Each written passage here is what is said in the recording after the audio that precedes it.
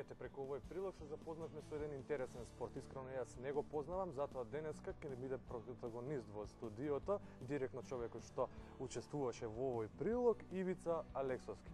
Здраво, Ивица, тренерот, главниот, како да те наречам, на клубот за борбени вештини Джет Кундо. Поздрав до вашите гледачи. Сакам да нагласам дека Джет Кундо не е спорт, туку е вештина. А за разлика од сите други вештини, оваа вештина е првенствено ја вежбаме за примена на реални ситуации. Значи немаме надпревари, немаме борби каде што има такмичења, затоа се дека што има такмичење има правила, па има што не смееш и што смееш. Едноставно на улица во некоја конфузна, хаосна, брза, динамична ситуација, све е дозволено. Да се одбие нападот, да се избега или да се штитиме сами себе или некој поблизу што е до нас. Така, ама е напомена да се одбие нападот, да се штитиме. Дали можеме со истава вештини да нападнеме некого? Да, пазете, главна работа во Джет Кундо е пресретнување. Значи на некој начин е дефанзивна, но кога би го ставил дека нападот е најдобра одбрана, значи ако видиме дека една ситуација веќе немаме каде да идеме, тогаш е подобро да нападнеме, да видиме ние во предност, односно тие што напаѓаат. Така, низ прилогот видовме дека одржавте семинар. Кажи ми од кога се практикува првенствено овој спорт во Македонија? Значи во Македонија едно 20 година датира, али претходно се работеше некој систем на Джет Кундо на друг мајстор. Ова што го практицираме сега, да кажам, задниве едно 4-5 години, е она Джет Кундо што се работи низ цел свет. Значи во Америка, во Германија, во Австралија се работи на овој принцип, на овие дрилови.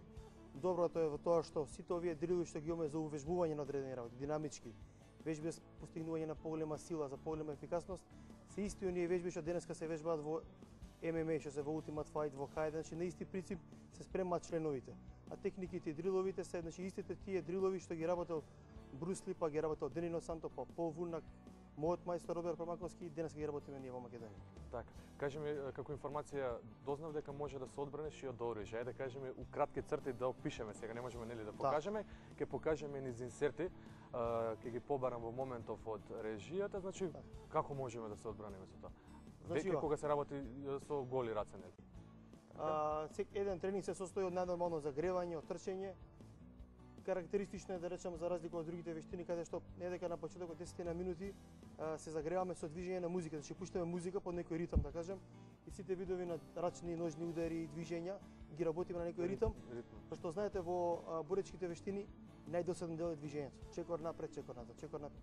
А на овој начин многу некако им стана симпатично на членовите, па во помош на самата музика, на тој ритам, побрзо го поменуваме тој дел од тренингот и потоа обработуваме одредена тема, дали ќе биде трапинг, значи тоа е блиска дистанца, дали ќе биде граплинг доле, да речем што ќе имаме денеска на Ultimate Fight, дали ќе биде стрит фајт техника, нож, ескрима, све зависи од начинот на концепирање на тренингот и последниот пола сат е посветен на физичката подготовка, значи вежби за сила, за издржливост, разни дрилови каде што имаме и техника, а покрај тоа вежбаме издржливост, кондиција и колку имаме ние да речеме момци од држава и девојки кои што се членови на клубот навистина издржливи го поднесуваат овој спорт. Па имаме кај нас на пример за првиот степен за да може да се положи да не кажам поприлично се бара и техника, но покрај тоа мора да биде физички спремен, значи треба да направи одреден број на склекови, на стомачиња, чучњеви, али све тоа после изведување на разни техники, на борби, значи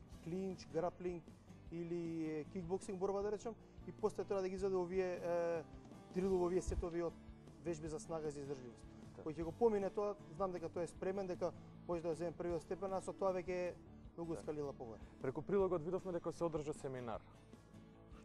Што конкретно се случуваше на тој семинар? Кога се запознавте, што се случува на самиот? Идејата ми беше да ги соберам сите оние мои членови редовни што се во клубовите, значи дел од тие членови и оние членови кои што се идни членови, да кажам. Беа присуствува идни инструктори кои што треба од 8 и 11 се спремаме, значи организираме семинари негдека пола година, каде што тие ќе се обучат како инструктори, тие претходно имаат познавање од други боречки вештини, значи 10-20 години, за да може да влезат многу во штос, за да не дека од сега за година дена може да отворат клуб и кај што ќе предаваат основната Джет Кундо обука за да може да функционира. Дали постои лиценца некоја која што? Значи таа лиценца јас имам за Македонија и за Балкан од мојот мајстор Сифу Роберт Промаковски и јас сум задолжен за овој дел да ги издавам. Моментално сега во Скопје има клуб во мојата сала кој што го водат 20 мои постарни инструктори Поповски, Бојан и Перцаковски. Јас имам еден клуб во Основното училиште Лазо Ангеловски во Ново Лисиче.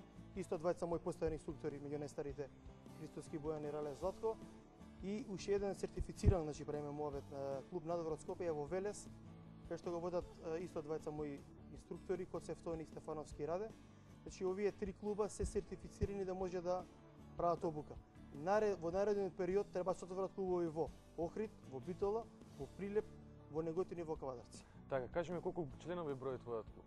Моментално мојот клуб брои околу 60 на членови, иначе се моментално низ Македонија е бројката околу 150 членови.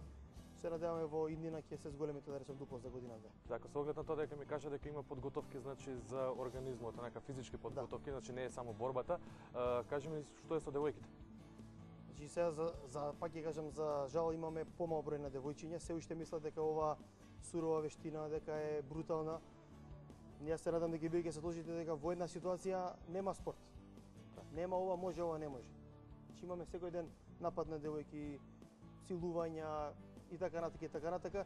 И тука не може да стане дека тој некој ќе биде мек, дека ќе има судија, па ќе нараздои, па ќе има тренер. Реалноста е сосем друга, многу посурова. Методите што ги работиме се, значи вежбите на вежбување такви.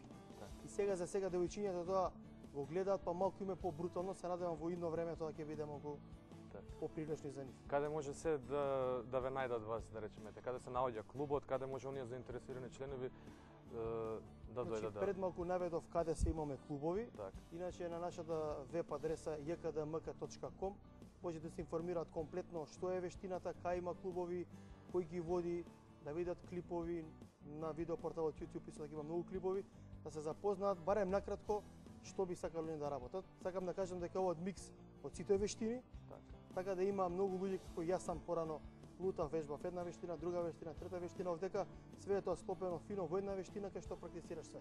Еве, ако во 30 секунди побарам да ми обясниш со оглед на тоа дека ќе нас рапидно растеат боречките спортови во Македонија. Значи, не знам, имаме тајчуи, секакви аикидо, джудо. Што е тоа што го прави ова врвот на сите тие боречки вештини? Самите нема таен удар. Народот сака да види таен удар со рака или со нога. Тајна техника на изведување. Има таен метод на вежбување. Самиот метод на вежбување, колку е тој подинамичен и разнолик, колку е поконфузен, значи не е договорен, тогаш реалноста на примена е многу пореална. Во многу боречки вештини, за жал во Македонија, имаме договорени напади. Ај нападниме ти ме на вака, се одбрана вака. Ја верувам дека и вас сега со 2 минути покажување ќе направите тоа. Но во реалноста не е така. Така да нас не двои тој дел, да кажам, од на начинот на увежбување, тој динамички дел со оружје, без оружје, со ескрими, со борби, каде што можам да кажам, може да парираме добро во однос на другите вештини. Така. Ти благодарам многу за гостувањето. Ете, денес им презентиравме на нашите гледачи прекрасен, навистина прекрасен спорт. Се надевам дека ќе има заинтересирани, затоа што и вреди како спорт. Благодарам на вашата телевизија. Морам да нагласам дека со посредство на вашата телевизија и на другите медиуми и средства за информирање го презентираме ова. И мислам дека би требало самата држава поише да се посвети на овие помали спортови, да кажам, не такмичарски, затоа што сепак имаме одредена цифра на членови кои што вежбаат, па се школуваат, значи израснуваат во здрави луѓе, здрави македонци, па мислам дека самата држава треба да посвети внимание, за разлика за овие поголеми спортови кои се поинтересни спорти, не знам, фудбал и кошарка. Така, ти благодарам уште еднаш Ивица, а ние ќе продолжиме понатаму со вестите од светот. Верувајте ми дека